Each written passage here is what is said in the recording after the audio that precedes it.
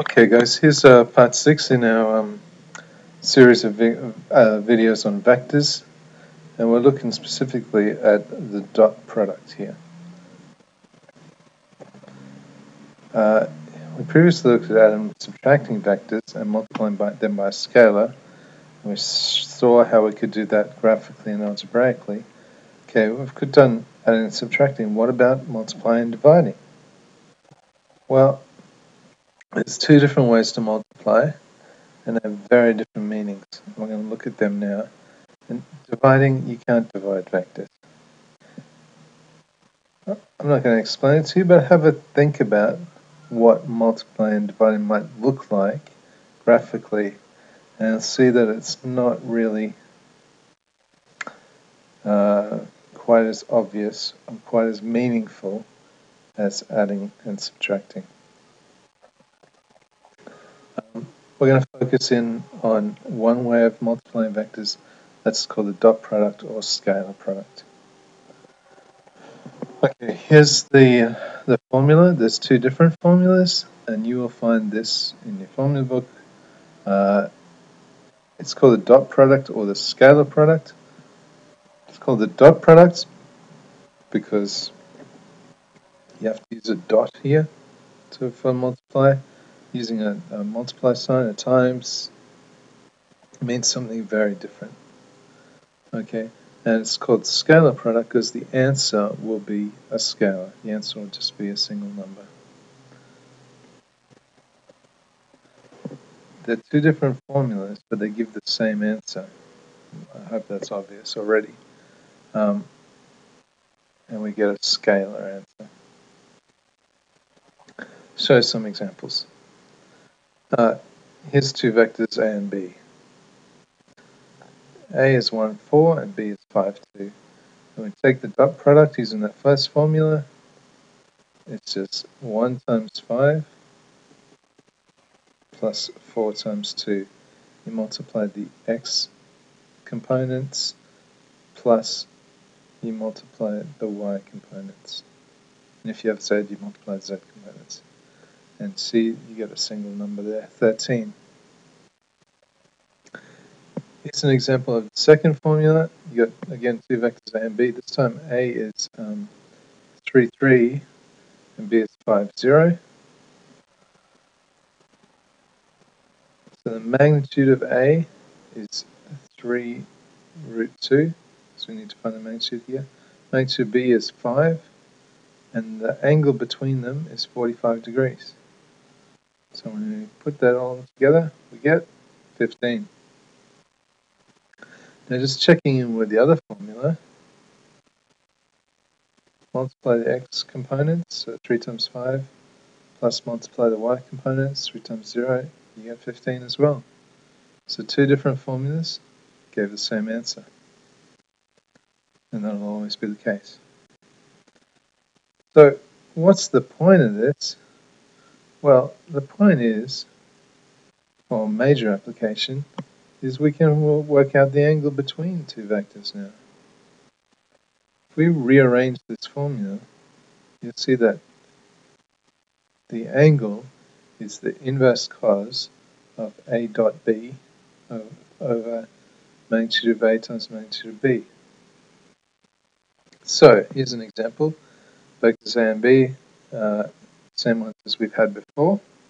We're going to use this formula. So A dot B will be 13, 1 times 5 plus 4 times 2. And magnitude of A is 17, magnitude of B is root 29. And when we put that all together in the formula, we get the angle between them is 54.2 degrees. Okay, here's another example. So we use component form notation.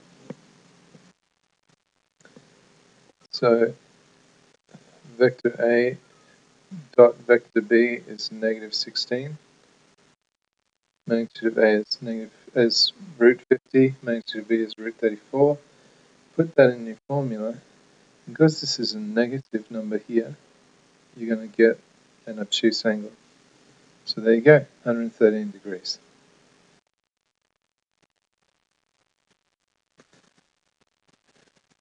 couple of important points we've seen already.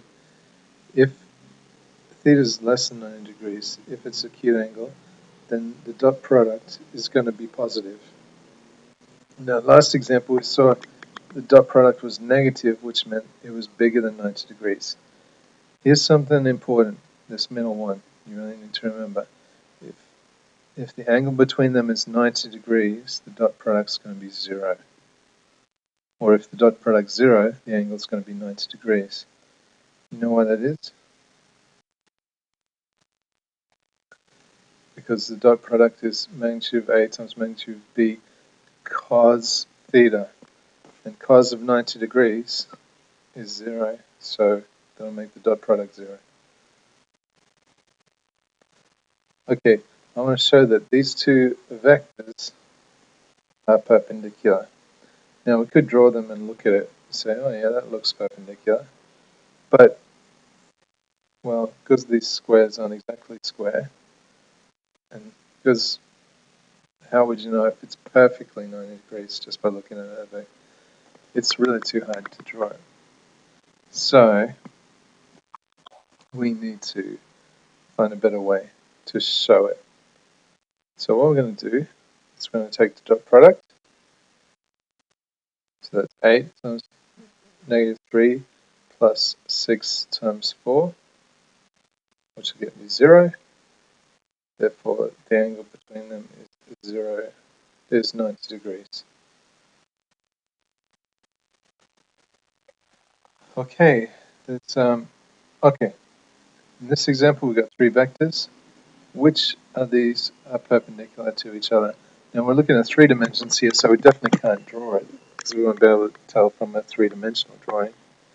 Okay, so we have to use dot products. Well, A dot B is 8, so there's going to be an acute angle between them.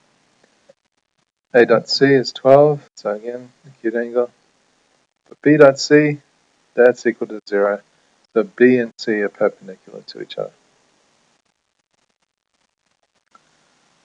Okay, here's a bit of a more challenging question. We got vector P, 2, 1, 1, and vector Q, 1, x, 2.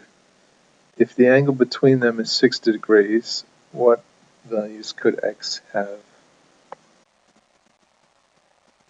Well, if it's 60 degrees, so we're talking about angle between them, we got to use one of these formulas we've just learnt with the dot product, with the scalar product. So we can use this one because we've got what P is, we've got Q, we've got the angle between them, we can work out the magnitudes. Let's put the numbers in and see how we go. Okay, P dot Q will give you 4 plus x. Magnitude of P is root 6. Magnitude of Q is 5 plus x, square root of 5 plus x squared. What are we missing? Cos theta, cos 60 degrees is a half. If we put all that back in our formula, we get a half equals 4 plus x over root 6 times 5 root 5 plus x squared. Okay, do a bit of algebra, simplify that out. So we multiply, we cross multiply. If we expand both the brackets and then square both sides, we'll get that. Then we expand the brackets here on the right hand side, collect all the like terms, divide everything by 2, factorize. So x could be minus 1 or 17. Okay, and the other example we have of an application for dot product is with projections. If you want to know the component of A in the direction of U, you can use a dot product to do that. I'm not going to show you any examples of that now. You can just remember this, and you might find some examples of it later. All right. Good luck.